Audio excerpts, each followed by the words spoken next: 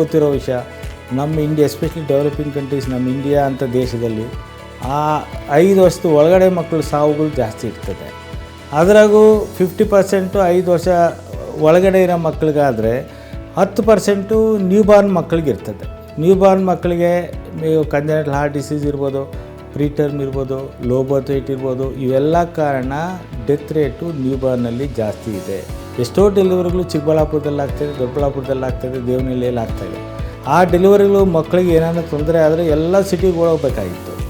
But ಆಗಾಗ ನಮ್ಮ management ಕಮಿಟಿಯವರೆಲ್ಲ ಕೂತು ನಾವು ಏನಾರ ಮಾಡಿ ನಮ್ಮ ಕಡೆ ಇರೋ ಮಕ್ಕಳನ್ನ ನಾವು ಟ್ರೀಟ್ ಮಾಡಬೇಕು, ಏನಾದರೂ ಒಂದು ನವಜಾತ ಶಿಶು ಒಂದು ಇದನ್ನು NICU ಅಂತೀವಿ, ಅದನ್ನೊಂದು ಸ್ಟಾರ್ಟ್ ಮಾಡೋಣ ಅಂತ ಎಲ್ಲರೂ ಕೂತ್ಕೊಂಡು ಮಾತಾಡಿದ್ವಿ. ಅದಕ್ಕೆ ಏನಪ್ಪ ಮಾಡೋದು, ಕಾನ್ಫಿಡೆನ್ಸ್ ಬರಬೇಕಲ್ಲ, ನಮಗೂ ತೊಂದರೆ ಆದರೆ ಪ್ರಾಬ್ಲಮ್ ಆಗ್ತದಲ್ಲ ಅಂತ ಅನ್ನೋ ಟೈಮಲ್ಲಿ ಈ ಥರ ಸ್ಮಾರ್ಟ್ NICU ಅಂತ ಈ ಒಂದು ಕಾನ್ಸೆಪ್ಟ್ ಸ್ಟಾರ್ಟ್ ಆಯಿತು.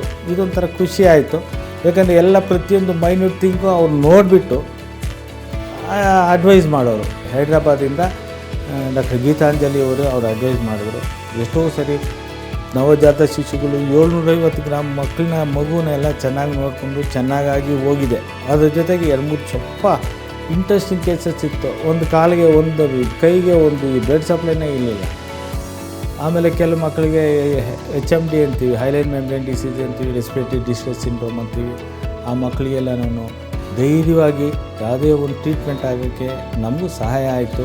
ಅವರೊಬ್ಬರು ಇದ್ದಾರೆ ಅಂದರೆ ಇದಾಯಿತು. ಸೊ ಹೀಗಾಗಿ ಎಷ್ಟೋ ಮಕ್ಕಳು ನಾವು ಸೇವ್ ಮಾಡಿದ್ವಿ, ನಾವು ಬೆನಿಫಿಟ್ಟು ಮಾಡಿದ್ವಿ.